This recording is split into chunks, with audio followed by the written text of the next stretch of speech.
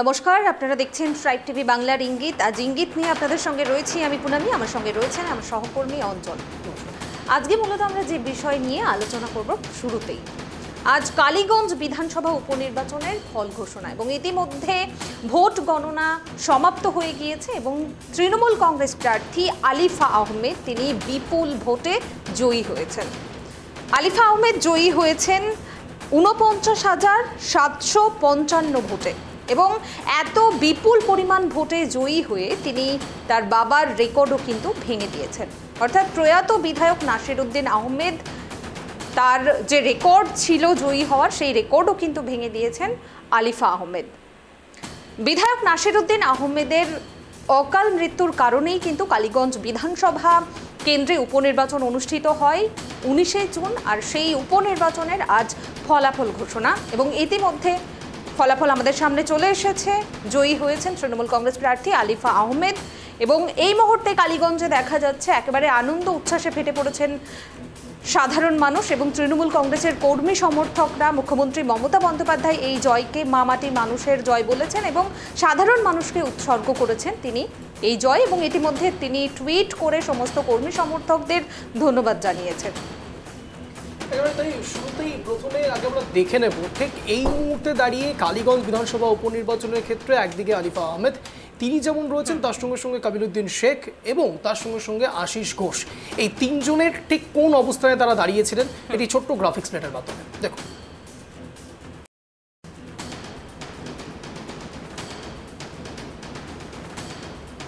দেখুন জয়ের ব্যবধান ইতিমধ্যেই যে লাস্ট আপডেট আমরা পাচ্ছি, যতক্ষণ পর্যন্ত আমরা বলছিলাম তখন একটি আপডেট এবং এই মুহূর্তে দাঁড়িয়ে ঘড়িকাটা ঠিক ৪:৫৯ তখন আরও একটি বিষয় উঠে আসছে, জয়ের ব্যবধান ৫০,০৪৯। এই মুহূর্তে দাঁড়িয়ে আলিফা আহমেদ প্রাপ্ত ভোট ১,০২,৭৫৯। আশিস ঘোষ বিজেপির বাজি ছিল, প্রাপ্ত ভোট ৫২,৭১০ এবং কাবিলউদ্দিন আহমেদ অর্থাৎ বাম সমর্থিত কংগ্রেস প্রার্থী প্রাপ্ত ভোট ২৮,৩৪৮। ভালো করে যদি আপনারা প্রত্যেকটি বিষয় থেকে ভালো করে খেয়াল করেন দেখতে পাবেন যে ১,০২,৭৫৯ এই যে প্রাপ্ত ভোট আলিফা আহমেদ পেয়েছেন তা কিন্তু তার বাবা নাসিরউদ্দিন আহমেদের থেকে অনেকাংশেই বেশি। অর্থাৎ যখন ঠিক ২৬-এর বিধানসভা নির্বাচনের প্রাককালে বিধানসভা উপনির্বাচনে এতটা মার্জিনে তৃণমূল কংগ্রেসের জয় হচ্ছে, খুব স্বাভাবিকভাবে বলা যায় যে অ্যাসিড টেস্টে ইতিমধ্যেই জয়লাভ করেছে তৃণমূল কংগ্রেস, অর্থাৎ সেমিফাইনাল তৃণমূল কংগ্রেসের হাতে। কিন্তু শেষ বিজয় মিছিল, শেষ বিজয় পতাকা তৃণমূল কংগ্রেসের একমাত্র তখনই বেরোতে পারে যখন ২৬-এর বিধানসভা নির্বাচন তাদের হাতে থাকে। কিন্তু তার আগে ২০২১-এর বিধানসভা নির্বাচনের প্লেটগুলো দেখাচ্ছি। দেখুন কালীগঞ্জ বিধানসভা নির্বাচনের ফলাফল ২০২১ তৃণমূল কংগ্রেসের বাজি নাসিরউদ্দিন আহমেদ, প্রাপ্ত ভোট সংখ্যা ১,১১,৬৯৬ শতাংশের নিরিখে ৫৩.৩৫%। বিজেপি প্রার্থী সেই সময় ছিলেন অভিজিৎ ঘোষ, প্রাপ্ত ভোট ৬৪,৭০৯ শতাংশের নিরিখে ৩০.৯১%। কংগ্রেস সেই সময় ছিলেন আবুল কাসেম, প্রাপ্ত ভোট ২৫,০৭৬ শতাংশ নিরিখে ১১.৯৮%। এখানে একবার বলবো পিসিআরকে, এই প্লেটটা তো আমরা দেখাচ্ছি, তার সঙ্গে সঙ্গে আগের প্লেটটা আরও একবার দেখাবো, তার একটি কারণ আছে। প্রাপ্ত ভোটটা দেখুন বিজেপির কত, ৬৪,৭০৯, এক্ষেত্রে প্রাপ্ত ভোট কত, ৫২,৭১০। কতটা মার্জিন বিজেপির কমেছে বুঝতেই পারছেন। আলিফা আহমেদের শতাংশের নিরিখে পার্সেন্টেজ কিন্তু অনেকটাই বেড়ে গিয়েছে, অর্থাৎ শতাংশের নিরিখে এই যে ভোটের যে মার্জিনটা, সেই মার্জিন কিন্তু আলিফা আহমেদ অনেকটাই এগিয়ে রয়েছে। এই বিষয়গুলো প্রথমেই কেন আপনাদের সামনে রাখলাম, দেখুন কালীগঞ্জ বিধানসভা উপনির্বাচন খুব স্বাভাবিকভাবে ২৬-এর বিধানসভা নির্বাচনের আগে জেতা অত্যন্ত দরকারি ছিল তৃণমূল কংগ্রেসের জন্য। কেন বলছি, তার কারণ ২৬-এর বিধানসভা নির্বাচনের আগে অন্তত এই উপনির্বাচন যদি ২৪-২৩ এই সময়ও হতো, লোকসভা ভোটের আগেও হতো, তাহলে লোকসভা ভোটের নয় অ্যাসিড টেস্ট হতো, কিন্তু ২৩ বা ২৪ নাগাদ যদি এই বিধানসভা উপনির্বাচন হতো তাহলে এই ফলাফল নিয়ে খুব একটা মাথা ব্যথার কারণ কিছু ছিল না, কারণ এটা হতেই পারে যে শাসক শিবির জিতছে। কিন্তু প্রসঙ্গ যখন সেখানে আরজিকর, প্রসঙ্গ যখন সেখানে দুর্নীতি ইস্যু, প্রসঙ্গ যখন ২৫,৭৫২ জনের চাকরি চলে যাওয়া, দিনের পর দিন তাদের রাস্তায় বসে থাকা, ৩১শে ডিসেম্বর পর্যন্ত যাদের হাতে ডেডলাইন, এতগুলো পার্সপেক্টিভ থাকা সত্ত্বেও তৃণমূল কংগ্রেসের এত বিপুল মার্জিনের জয়লাভ ভাবাচ্ছে। বিজেপিকে তো ভাবাচ্ছি এবং তার সঙ্গে সঙ্গে বিরোধী শিবিরদেরও ভাবাচ্ছে। কেন বলছি বলুন তো? তার কারণ বিরোধী শিবির বিভিন্ন অছিলায় ঝাঁঝালো কিছু বক্তব্য রাখতেই পারেন শাসক শিবিরের বিরুদ্ধে, যা আরজিকর প্রসঙ্গ থেকে শুরু করে দুর্নীতি প্রসঙ্গ থেকে শুরু করে ঠুটো জগন্নাথের মতো রাজ্য সরকারের এক প্রকার ভূমিকা। তারা আদৌ গণতন্ত্রকে বিশ্বাস করে না, শুধুমাত্র ভোট লুট করে বেড়ায়, এটা বলতে পারেন। কিন্তু অন্তত কালীগঞ্জ বিধানসভা উপনির্বাচনের ক্ষেত্রে এই সমস্ত অ্যালিগেশন কিন্তু এক প্রকার তুরুপের তাসের মতো ভেঙে পড়েছে। এতগুলো ইস্যু থাকা সত্ত্বেও তৃণমূল কংগ্রেসের বিপুল মার্জিনে জয় আরও একবার কনফার্ম করে দিচ্ছে যে ২৬-এর বিধানসভা নির্বাচনের আগে অ্যাসিড টেস্টই বলুন, সেমিফাইনালই বলুন, তৃণমূল কংগ্রেস সিট বেল্ট পরে বসে পড়েছে। তারা জানে ঠিক কত উচ্চতা অবধি তাদেরকে ফ্লাই করতে হবে, কত উচ্চতা থেকে আবারও নিচের দিকে আসতে হবে। তৃণমূল কংগ্রেস সেট করতে শুরু করে দিয়েছে তাদের লক্ষ্যমাত্রা। কিন্তু বিজেপি কিংবা বাম সমর্থিত কংগ্রেস কিংবা কংগ্রেস সমর্থিত বাম এবং কংগ্রেস একত্রিত হয়ে লড়াইও যদি করে, সেক্ষেত্রেও তারা কি একটু হলেও ব্যাকফুটে পড়ে যাচ্ছে না? তার কারণ কাবিরুদ্দিন শেখ অত্যন্ত গুরুত্বপূর্ণ একটি জায়গা বেষ্টনী করেছিল। তার কারণ সিপিআইএম ঠিক যেখানে সমর্থন করছে কংগ্রেস প্রার্থীকে, সে জায়গায় একটু হলেও তাদের ভোটের মার্জিন বাড়ার কথা ছিল। যেখানে হিন্দু মুসলমান আলাদা আলাদা ডিভাইড অ্যান্ড রুল চলছে বলে সবাই বলছে, সেখানে বাড়তি ডিভিডেন্ড একটু হলেও পাওয়ার কথা ছিল সিপিআইএম সমর্থিত কংগ্রেসের, সেটাও পেল না। উল্টো দিক থেকে যদি এই মাইনরিটি ভোট বা সংখ্যালঘু ভোটকে আলাদা আলাদা পার্সপেক্টিভে আমরা ভাগ করে ফেলি, একদিকে তৃণমূল কংগ্রেস, অন্যদিকে বাম সমর্থিত কংগ্রেস প্রার্থীর দিকে, তাহলে সেক্ষেত্রে বাড়তি সুবিধে পাওয়ার কথা ছিল বিজেপিও সেই অর্থে সুবিধে পাচ্ছে না। তাহলে মোট সমীকরণের জায়গাটা কোথায়? তৃণমূল কংগ্রেস হয়তো সেই জায়গাতেই বাজিমাত করে রেখেছে, তা হলো লক্ষ্মীর ভাণ্ডার। একেবারে উন্নয়নের নজির করেছেন তৃণমূল কংগ্রেসের সুপ্রিমো মুখ্যমন্ত্রী মমতা বন্দ্যোপাধ্যায়। বারংবার বিভিন্ন প্রসঙ্গে তার উন্নয়নের নজির তিনি রাখার চেষ্টা করেছেন, বোঝানোর চেষ্টা করেছেন, এবং মাইনরিটি ভোট যেভাবে বিভিন্ন অছিলায় কাটার যে চেষ্টা চলছে বিভিন্ন শিবির থেকে বিজেপি বাদ দিয়ে, তারা মূলত যে এই মাইনরিটি ভোট কাটতে পারছে না, তারও আরও একটা প্রমাণ হয়তো এই সমীকরণ থেকে তুলে উঠে আসে। আর খুব স্বাভাবিকভাবে ২৬-এর বিধানসভা নির্বাচনের আগে তৃণমূল কংগ্রেস যেভাবে জয়যুক্ত হলো, এতগুলো ফ্যাক্টর কাজ করছে কি আর? এটাই এখন সবচেয়ে বড় ইঙ্গিত। আপনারা দেখতেই পাচ্ছেন কালীগঞ্জ বিধানসভা উপনির্বাচনে জয়যুক্ত হওয়ার পর তৃণমূল কংগ্রেসের বিজয় মিছিল বেরিয়েছিল, এবং সেই বিজয় মিছিলে একটি অপ্রীতিকর ঘটনাও ঘটেছে, সেই ঘটনা তো আমরা আসবো। কিন্তু তার আগে এই মুহূর্তে দাঁড়িয়ে তৃণমূল কংগ্রেসের বিজয় মিছিল এবং তৃণমূল কংগ্রেস জয়যুক্ত হওয়ার পর সবুজ ঝান্ডা একবার সেখানে গেড়ে দেওয়ার পরে এখন এই মুহূর্তে বিজেপি এবং বাম সমর্থিত কংগ্রেস প্রার্থীদের পক্ষ থেকে কংগ্রেস সমর্থকরা, বাম সমর্থকরা একযোগে নিশানা করতে শুরু করেছে তৃণমূল কংগ্রেসকে। অন্তত 19 তারিখে যখন এই ভোট হয় তখন এতগুলো বিষয় উঠে এসেছিল না। আমরা যখন শেষবার বিজেপি মুখপাত্র রুবি মণ্ডলের সঙ্গে কথা বলি, তখন তিনি পর্যন্ত বলছেন যে নাকি পোলিং এজেন্ট বসতে দেওয়া হয়নি, যে নৌকো করে বিভিন্ন সাধারণ মানুষ আসবেন ভোট দিতে, সেই যাত্রাপথ নাকি বন্ধ করে দেওয়া হয়েছে। এতগুলো ইস্যু, অত্যন্ত মেজর ইস্যু, তাহলে নির্বাচন কমিশন কি করছিল, পুলিশ প্রশাসনের ভূমিকা ঠিক কী ছিল, এতগুলো কেন্দ্রীয় বাহিনী যেখানে নামানো হলো, এত বাহিনী নামানো হলো, তারা কি করলেন, এতগুলোর দিকে প্রশ্ন ছুড়ে দিলেন সেই আবারও বিজেপি মুখপাত্র। তাহলে প্রশ্ন হচ্ছে, এত কিছু হওয়ার পরেও বিজেপি এত অ্যালিগেশন করছে, তারপরেও তৃণমূল কংগ্রেস জিতে যাচ্ছে। দুর্নীতি প্রসঙ্গ বারংবার উঠে আসছে, তা সত্ত্বেও তৃণমূল কংগ্রেস জিতে যাচ্ছে। বিভিন্ন অচিরায় তৃণমূল কংগ্রেসকে কোণঠাসা করবার চেষ্টা করা হচ্ছে, তাতেও তৃণমূল কংগ্রেস জয়যুক্ত হচ্ছে। তাহলে যতই কাটছে ততই যেন বাড়ছে। এই বিষয়টি আবারও উঠে আসছে তৃণমূল কংগ্রেসের ক্ষেত্রে, অন্তত বাংলার সমীকরণে।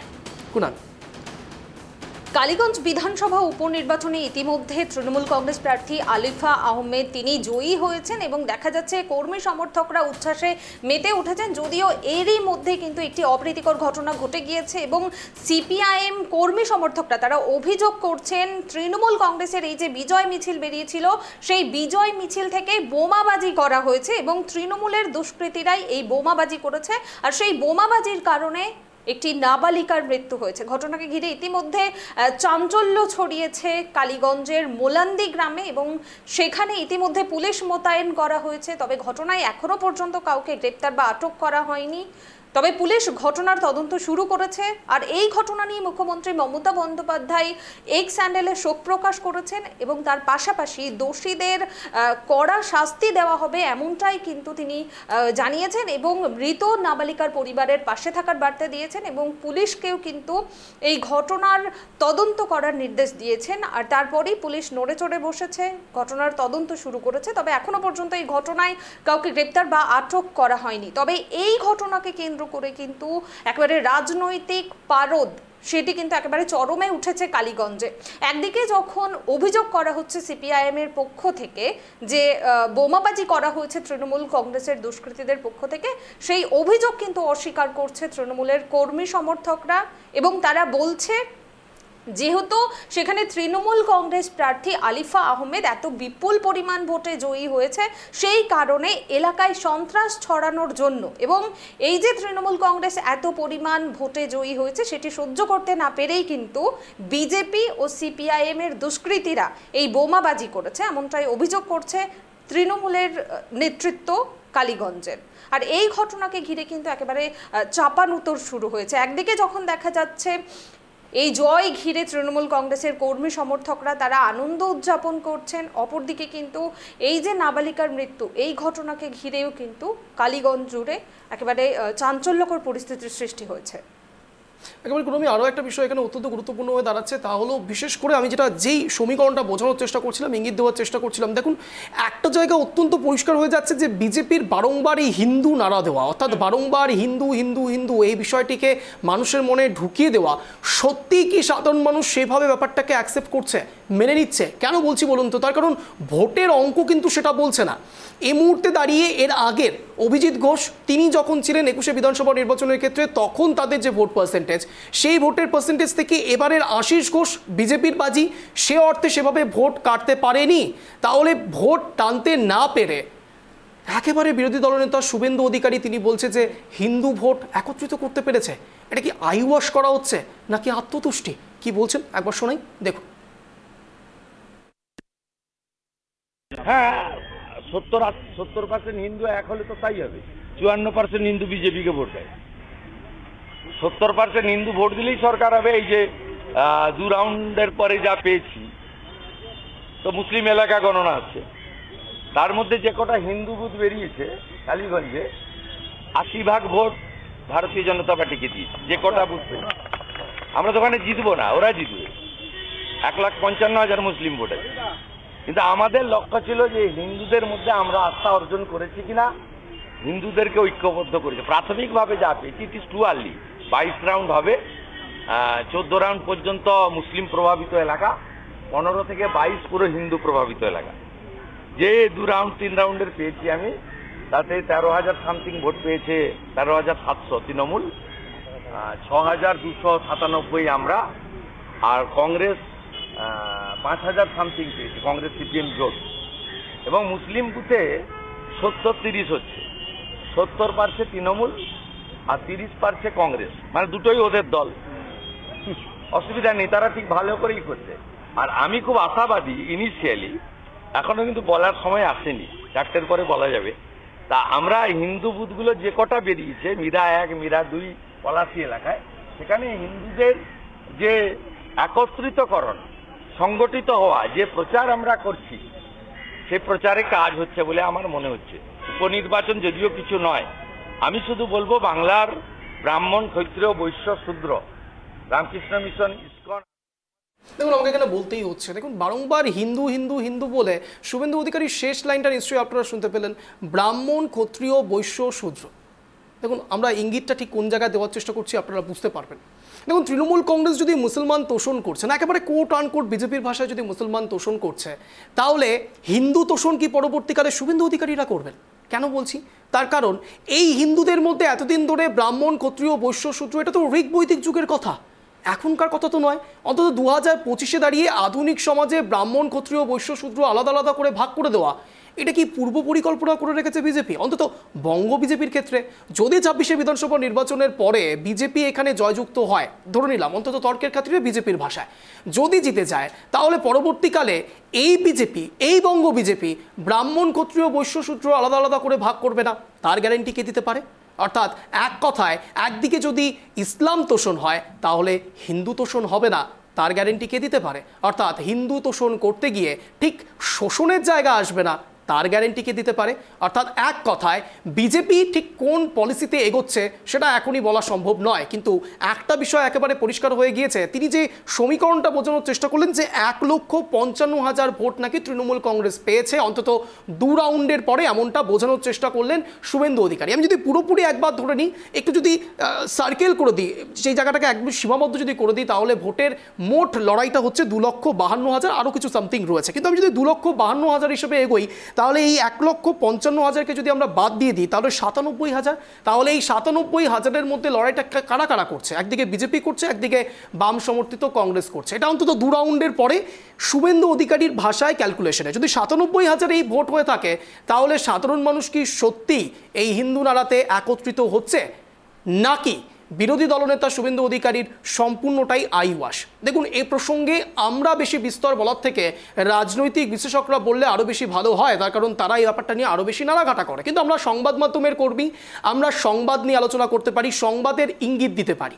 অন্তত 4:57 প্রাইম টাইমে ইঙ্গিতে বসে আমরা যে ইঙ্গিতটা আজ দেব সেটা অনেক বেশি ভাবাবে দর্শকদের। কেন বলছি বলুন তো? তার কারণ কালীগঞ্জ বিধানসভা উপনির্বাচনে একদিকে যখন শাসক এবং বিরোধী দুজনকে তুতুমেমে করছে, কাদা ছোড়াছুড়ি করছে, তখন ঠিক সে জায়গায় শাসক শিবির জিতে যাওয়ার পর এই বিজয় মিছিলে প্রাণের বলি সরাসরি এক বাচ্চা মেয়ে, 10 বছরের তামান্না খাতুন, যার নাম জানা যাচ্ছে, সেই বাচ্চা মেয়েকে প্রাণের বলি দিতে হবে।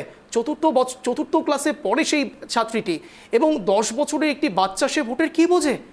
সে কেন ভোটের উৎসবে প্রাণের বলির সম্মুখীন হবে? ছবিটা একবার আপনাদেরকে দেখাবো এক এক করে।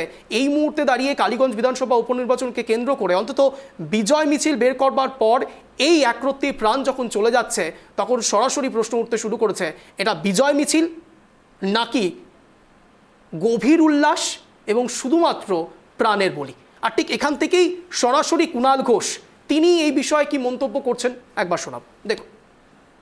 এটাও নিশ্চয়ই দেখতে হবে, পুলিশ খোঁজ নেবে যে তৃণমূলের এই বিপুল জয় কোনোভাবে কালিমালিপ্ত করার জন্য ভেতর থেকে কেউ, ওখানে কেউ, কোনো গ্রামের মধ্যে কেউ এমন কিছু করে দিয়েছে কিনা যেটা একটা খারাপ ধারণা তৈরি হয়। কেউ অতি উৎসাহে অসভ্যতা করেছে কিনা, আবার কেউ অন্য কোনো হিডেন এজেন্ডা দিয়ে করেছে কিনা, যেই হোক, মমতা ব্যানার্জি বাংলা ভাষা পরিষ্কার নির্দেশ দিয়ে দিয়েছেন, যেটা তিনি দেন, কোনো অবস্থায় ক্ষমা নয়। এদের ধরা হবে, পুলিশ ধরছে, অ্যারেস্ট হচ্ছে। মুখ্যমন্ত্রী গভীর শোক জানিয়েছেন, ওই পরিবারের পাশে আছেন, এবং কড়া হাতে পুলিশ প্রশাসন এই ঘটনার পর ব্যবস্থা নিচ্ছে। বিরোধীরা বলছে আপনারা নিশ্চয়ই শুনলেন তৃণমূল নেতা কুণাল ঘোষ তিনি কি বলছেন এই যে কালীগঞ্জে নাবালিকার মৃত্যু হয়েছে সেই ঘটনার বিষয়ে। তিনি বলছেন তৃণমূল কংগ্রেসের এই যে বিপুল জয়, সেই জয়কে কালিমালিপ্ত করার জন্যই কিন্তু এই ধরনের কাজ করা হচ্ছে। আপনাদের আগেও জানিয়েছিলাম, বারংবার এই যে অভিযোগ করা হচ্ছে যে তৃণমূল কংগ্রেসের পক্ষ থেকেই বোমাবাজি করা হয়েছে, এই নিয়ে কিন্তু তৃণমূল কংগ্রেসের নেতৃত্বরা তারা সাফাই দিচ্ছেন শুধুমাত্র এই জয়কে কালিমালিপ্ত করার জন্যই এই ধরনের কাজ করা হচ্ছে, এবং তৃণমূল কংগ্রেসকে কালিমালিপ্ত করার জন্যই কিন্তু এই ধরনের কাজ করছে সিপিআইএম এবং বিজেপির দুষ্কৃতীরা। আপনাদের জানাবো, কালীগঞ্জ বিধানসভা উপনির্বাচনের 1 সপ্তাহ আগেই কিন্তু সেখানে ভোট প্রচারের জন্য পৌঁছেছিলেন বিরোধী দলনেতা শুভেন্দু অধিকারী। তিনি বিভিন্ন স্লোগানে সেই পথসভা কিন্তু হয়, এবং সেখানে স্লোগান ওঠে বাংলায় এবার পরিবর্তন চাই, এবং নারীদের নিরাপত্তা নিয়ে কিন্তু সেই মিছিলে বারংবার কিন্তু স্লোগান ওঠে। এবং তারপরেও দেখা যায় শুভেন্দু অধিকারী কিন্তু আত্মবিশ্বাসের সঙ্গে তিনি বলছেন যে কালীগঞ্জ বিধানসভা উপনির্বাচনে কিন্তু বিজেপি জয়ী হবে। আমরা কিছুক্ষণ আগেও শুনলাম তিনি বলছেন, এবং তিনি এও জানাচ্ছেন যে 70% হিন্দু রয়েছে, তার মধ্যে 54% হিন্দু কিন্তু বিজেপিকে ভোট দেয়। যদি 70% হিন্দু একত্রিত হয় সেক্ষেত্রে কিন্তু বিজেপি জিতবে। কিন্তু বারংবার এই যে এতগুলো ইস্যু তুলে ধরা সত্ত্বেও, তৃণমূল কংগ্রেসের একের পর এক সমালোচনা করা সত্ত্বেও কিন্তু সেখানে সাধারণ মানুষের ওপর, কালীগঞ্জের সাধারণ মানুষের ওপর এর যে কোনো রকম প্রভাব পড়েনি সেটি কিন্তু আবারও একবার প্রমাণ হলো আলিফা আহমেদের এই যে এত বিপুল পরিমাণ ভোটে জয়ী হওয়ার জন্য। একেবারে তাই। অন্যদিকে আমরা যদি কালীগঞ্জ বিধানসভা উপনির্বাচনের এই মুহূর্তে যে আপডেটগুলো সামনে আসছে সেটা যেমন একদিকে দেখাচ্ছি, উল্টো দিকে এই মুহূর্তে দাঁড়িয়ে তৃণমূলের বাজি তৃণমূল প্রার্থী যিনি ছিলেন আলিফা আহমেদ, তিনি এই বিষয়ে কি বলছেন একবার শোনাবো, দেখুন। মানুষের আশীর্বাদ কোথাও না কোথায় সেই জিনিসটা আমাকে অনুপ্রাণিত করেছে। তার সঙ্গে সঙ্গে আমি অভিষেক ব্যানার্জি আমাদের দাদাকে শ্রদ্ধা এবং কৃতজ্ঞতা জানাই, কারণ সাংগঠনিকের প্রতিটা স্তরে তার যে দিক নির্দেশনা ছিল সেটাও এই জয়ের পেছনে কাজ করেছে।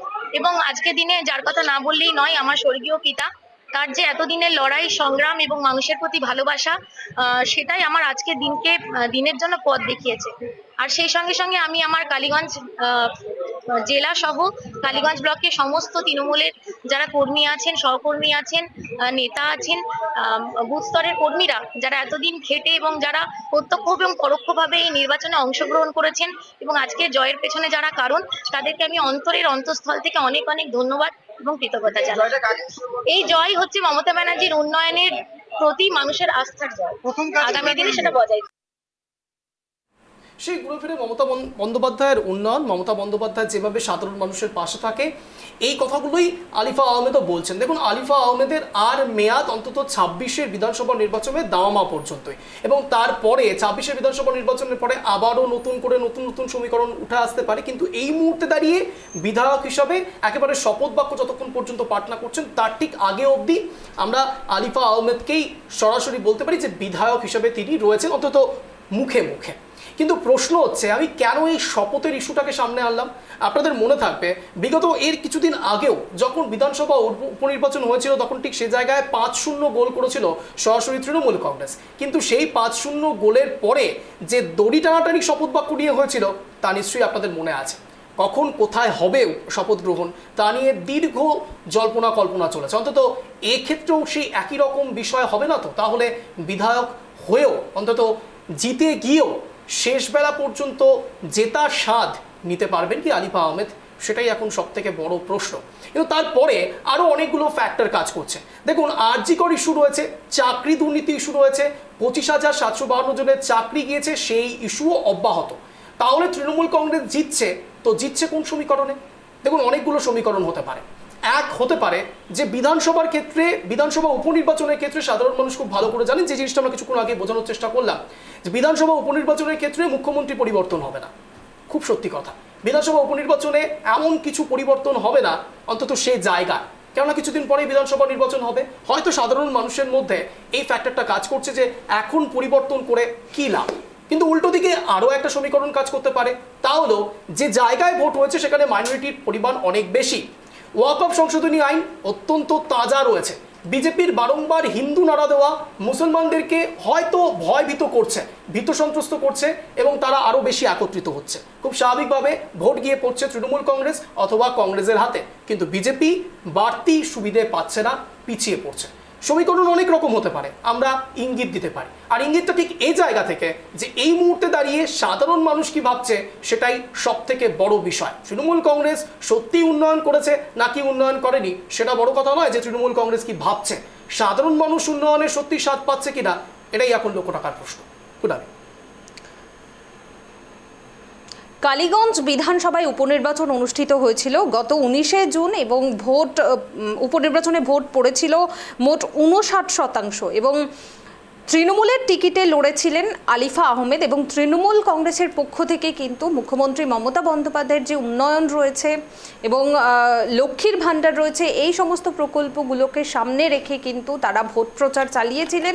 এবং সেই মতো আলিফা আহমেদ কিছুটা বাড়তি সুবিধাও পেয়েছেন, কারণ তিনি কালীগঞ্জ বিধানসভার যিনি বিধায়ক ছিলেন নাসিরউদ্দিন আহমেদ তার কন্যা, এবং এক্ষেত্রেও কিন্তু তিনি বাড়তি সুবিধা পেয়েছেন। অপরদিকে বিজেপির পক্ষ থেকে যদিও রাজ্য সরকারের বিরুদ্ধে এবং মুখ্যমন্ত্রী মমতা বন্দ্যোপাধ্যায়ের বিভিন্ন ইস্যু নিয়ে তারা বারংবার কথা বলেছেন, শুভেন্দু অধিকারীও কালীগঞ্জে পৌঁছেছিলেন ভোট প্রচারের জন্য, এবং সেখানে যে পদযাত্রা অনুষ্ঠিত হয় সেই পদযাত্রা থেকে কিন্তু বারংবার তৃণমূল কংগ্রেসের এই যে দুর্নীতি, আরজিকর ইস্যু এবং 26,000 শিক্ষকদের চাকরি যাওয়া নিয়ে যে দুর্নীতি হয়েছে সেই দুর্নীতি ইস্যু করা হয়েছিল। এবং শুভেন্দু অধিকারী কিন্তু আত্মবিশ্বাসের সঙ্গে বলেছিলেন এবারে কিন্তু সেখানে বিজেপি জিতবে। কিন্তু আজ ভোটের ফলাফল ঘোষণার পর সেখানে দেখা গেল কিন্তু একেবারে বিপরীত চিত্র, অর্থাৎ মুখ্যমন্ত্রী মমতা বন্দ্যোপাধ্যায়ের উন্নয়ন এবং আলিফা আহমেদের ওপরেই কিন্তু ভরসা রাখলো কালীগঞ্জের সাধারণ মানুষ। এবার দেখুন, তুমি যেমনটা বললে ঠিক একই সঙ্গে মুখ্যমন্ত্রী মমতা বন্দ্যোপাধ্যায় আমরা যে ইস্যুর দিকে ফোকাস করেছিলাম তা হলো কালীগঞ্জ বিধানসভা উপনির্বাচনে প্রাণের বলি হয়েছে, আর ঠিক সেই প্রাণের বলিতে একেবারে কড়া হাতে দমন করার চেষ্টা করছে মুখ্যমন্ত্রী মমতা বন্দ্যোপাধ্যায়। আমি এক্ষেত্রে বেশি ভালো হবে বললে পরে তা হলো পুলিশ মন্ত্রী মমতা বন্দ্যোপাধ্যায় একেবারে কড়া হাতে দমন করছেন। ইতিমধ্যেই বলা হয়েছে পুলিশকে কড়া হাতে দমন করতে, যে বা যারা এটার সঙ্গে যুক্ত দল মত না দেখে তাদের উপর স্টেপ নিতে। এই মুহূর্তে দাঁড়িয়ে গ্রেপ্তার নিয়ে পুলিশ সুপার কি বলছেন সেটা শোনাবো, দেখুন। অলরেডি আমরা আজকে একটা খুব দুর্ভাগ্যজনক একটা ঘটনা হয়েছে, যেটাতে একটা 13 বছর মেয়ে আহত হয়ে মারা গেছে। তো সেই জন্য আমরা অলরেডি আছেন, আমাদের পুলিশ অ্যাকশন স্টার্ট করেছে। আমরা নিশ্চয়ই মানে স্ট্রিক্ট অ্যাকশন নেব। ওটাতে অলরেডি একজন যাদের বিরুদ্ধে অ্যালিগেশন আছে, একজন সাসপেক্ট অ্যারেস্ট হয়েছে। আর এখানে আগেও আছেন মানে বম্বিংয়ের কেস হয়েছিল 2023 সালে, এখানে দুটো লোকাল ট্রাইবাল গ্রুপস আছে। তার মধ্যে যে ইস্যুগুলো থাকে তার মধ্যে ওটাই মোটিভ হতে পারে বলে আমাদের প্রিলিমিনারি অ্যাসাম্পশন। 2023 সালেও আগে একটা বম্বিংয়ের ইনসিডেন্ট হয়েছে, তাতে আমাদের লোকাল ওসিও ইনজিওর হয়েছিল।